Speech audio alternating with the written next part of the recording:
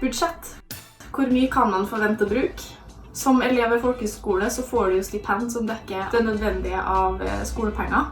Men det blir jo ikke mye igjen hver måned som du kan bruke på deg selv og egne ting. Nå vil det jo variere veldig fra person til person hvor mye lommepenger man bruker da.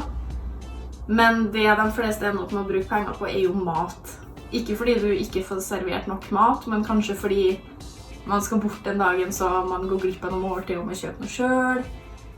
Og sist, men ikke minst, hvis man vil arrangere en liten vaffelkveld. Den synes jeg litt vanskelig, fordi jeg tror det har veldig mye å si med hva slags interesse man får, og hvor man kommer fra. Jeg har likevel blitt bitt av strikkebasillen, og da endte jeg opp med å bruke masse penger på strikketøy og strikkeutstyr. Så jeg tenker at hvis du har cirka en tusenlapp i måneden å bruke, så vil jeg tro det holder. Det som er deilig med folkehøyskole også, er at det er på en måte ikke noe kjøpepress. Det var i hvert fall ikke det jeg erfarte med min vennegjeng, at selv om de gikk på senteret og kjøpte masse klær, så var det på en måte ikke noe press om at jeg måtte gjøre det. Og det synes jeg er veldig deilig, fordi hvis du da har lyst til å spare penger, og hvis du da har lyst til å ikke bruke så mye, så kan man faktisk gjøre det også. Jeg er veldig dårlig på sånn budsjettoppsetting og sånn, men for min del, på Helgeland folkeskole, så koster det rundt 120 000. Liksom året. Da får du alt inkludert. Du får plass å bo, du får et bad å bruke, du får mat på bordet, gysla god mat på bordet. Og du får liksom alle opplevelsene da, som du gjør, turene, alt inkludert i det da. Og så er det jo hva du trenger da til linja di.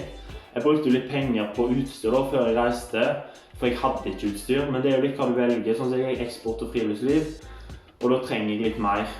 Skolen har også masse utstyr, så det er på en måte ikke alt du trenger på forhånd. Men jeg tror jeg brukte en 10 000 på utstyr da, som jeg trengte der oppe.